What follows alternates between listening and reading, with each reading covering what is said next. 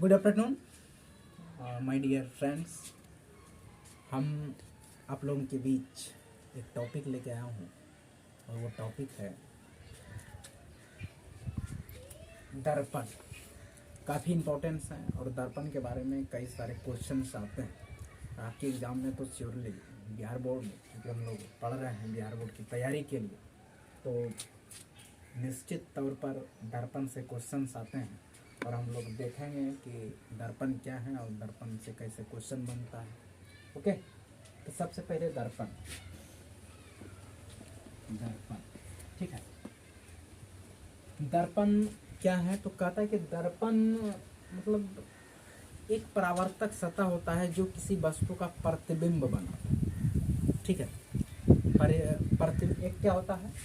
दर्पण वह एक वस्तु है, कह सकते हैं कि वैसा वस्तु या वैसा पदार्थ जिसका परावर्तक मतलब सतह क्या हो, परावर्तक हो। परावर्तक मतलब दिख सके, मतलब रिप्लाई आ सके, परावर्तक हो, और जिसमें प्रतिबिंब को हम बना सकते हैं, वो दर्पण कहलाता है। और दर्पण दो प्रकार का होता है। दर्पण कितने प्रकार के होते हैं?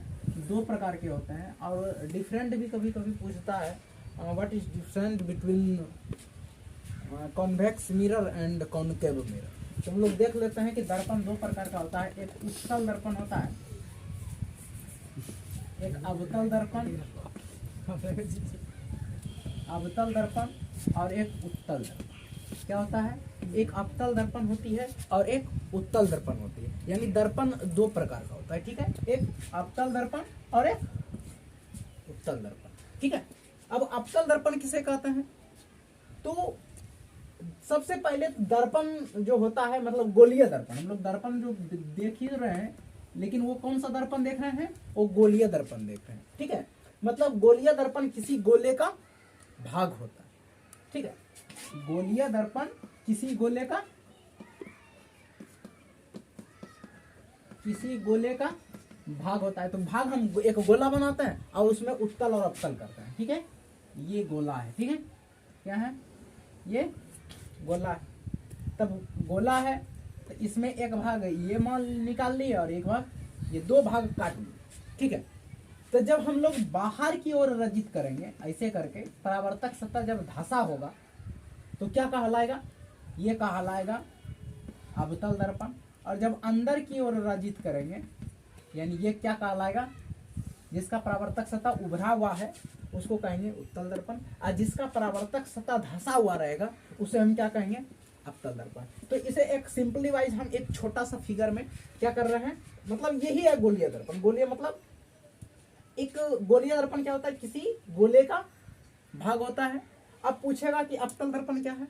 तो अवतल दर्पण वैसा गोलीय दर्पण जिसका परावर्तक सतह धंसा हुआ है, जो आप फिगर में देख रहे हैं, धंसा हुआ है परावर्तक, मतलब ये उभरा हुआ जो देख रहे हैं, ये मतलब जो भाग है।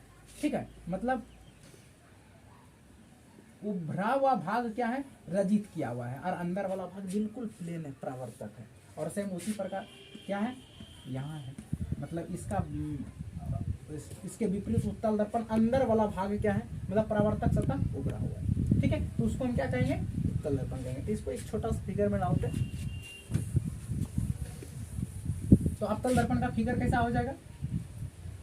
ऐसे करके और बाहर की ओर रजित करते हैं, यानी परावर्तक सतह धंसा होता है। और जब ऐसे करेंगे,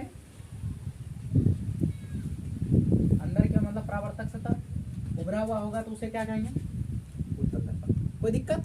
चल, तो यानी पहला दोनों में, उत्तल दर्पण और अवतल दर्पण में पहला जो डिफरेंस हो गया वह क्या हो गया कि परावर्तक सतह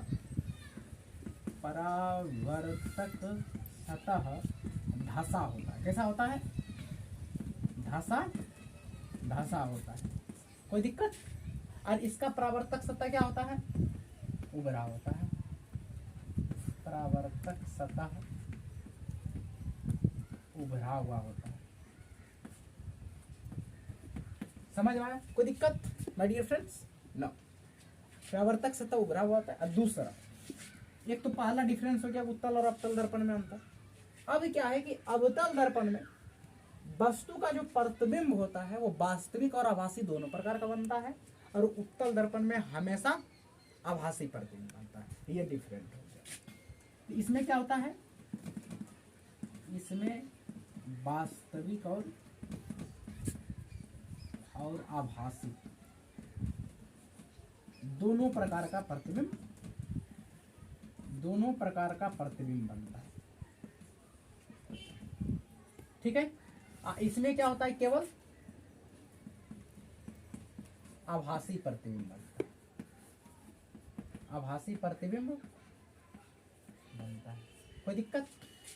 मतलब उत्तल दर्पण, अवतल दर्पण किसी भी वस्तु का वास्तविक और आभासी प्रतिबिंब दोनों बनाता है, और उत्तल दर्पण किसी भी वस्तु का हमेशा आभासी प्रतिबिंब बनता है। आभासी मतलब सीधा प्रतिबिंब वस्तु की अपेक्षा, यानी अगर इसमें देखा जाए, नेक्स्ट पॉइंट अगर आप बना सकते हैं आप, तो इसमें कह सकते हैं वस्तु का उल्टा और सीधा दोनों प्रकार का प्रतिबिंब बनता है, और उत्तल दर्पण में हमेशा वस्तु का कैसा प्रतिबिंब बनता है, सीधा प्रतिबिंब बनता है।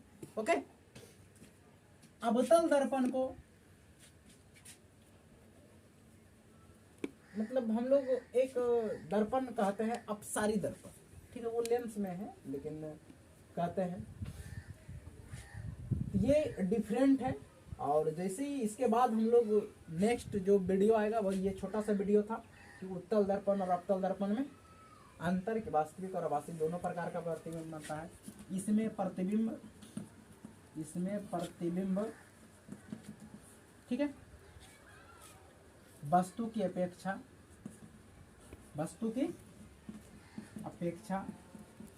सीधा और उल्टा दोनों बनता है। और इसमें क्या होता है, प्रतिबिंब हमेशा सीधा बनता है। कोई दिक्कत? फर्स्ट, सेकेंड और तो 3 अंतर है, और ये 2-3 नंबर का आता है, पर अब आप गोलीय दर्पण और मतलब गोलीय दर्पण में अंतर। तो लोग नेक्स्ट वीडियो अब जो आएंगे वो अवतल दर्पण क्या लेके आएंगे, और अवतल दर्पण का पूरा चीज कवर करेंगे, उसमें कैसे प्रतिबिंब बनता है, कहाँ प्रतिबिंब बनता है, जैसे बताए कि वास्तविक और आभासी दोनों प्रकार का प्रतिबिंब बनता है, वो सारी चीज लेके आएंगे। Thank you so much.